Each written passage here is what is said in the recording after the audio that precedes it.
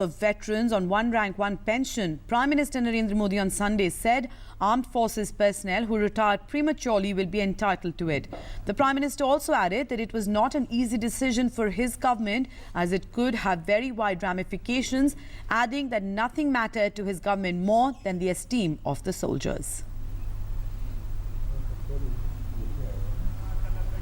Prime Minister Narendra Modi on Sunday slammed people trying to mislead the armed forces over the government's one rank, one pension or OROP decision and made a veiled attack on Congress, saying that the party has no right to raise questions since it did nothing in 40 years.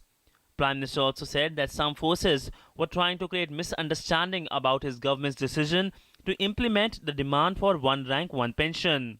ये OROP 300 crore रुपए में पूरा होने वाला काम नहीं है। जब हिसाब लगाया तो हिसाब बनता है 8 से 10 हजार करोड़ रुपए का। 26 मई को इस सरकार का जन्म हुआ, उसी दिन से हमने काम चालू किया और कल हमने घोषणा की तो भी सरकार बनने के तुरंत बाद 1 जुलाई गिनने के लिए उचित रहती है, तो हमने 1 जुलाई से लागू करने का निर्णय कर दिया। Noting that around 85% of the army constituted of Jawans, he said that those who have to compulsorily retire after 15 to 17 years will benefit the most from this decision. मेरे जवान भाइयों बहनों, चाहे वो हवालदार हो, सिपाही हो, नायक हो, अरे आप ही तो देश की रक्षा करते हो। अगर ये OROP सबसे पहले मिलेगा तो आपको मिलेगा।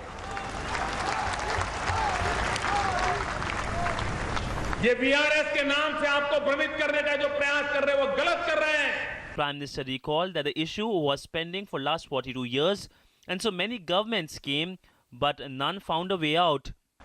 जो लोग बयानबाजी करके राजनीतिक उल्लू सीधा करने की कोशिश कर रहे हैं, देशवासियों जिन्होंने 40-42 साल तक जो काम नहीं किया उनको एक भी सवाल पूछने का अधिकार है क्या? जरा पूरी ताकत से जवाब दो मुझे। जिन्होंने खुद ने नहीं किया उनको सवाल पूछने का हक है क्या? देश को गुमराह करने का हक है क्या? जवानों के नाम पर बोलने का हक है क्या? अरे आप लोगों का पाप था कि आप लोगों ने 40-42 तक काम नहीं किया और हमारा हिसाब मांग रहे हो।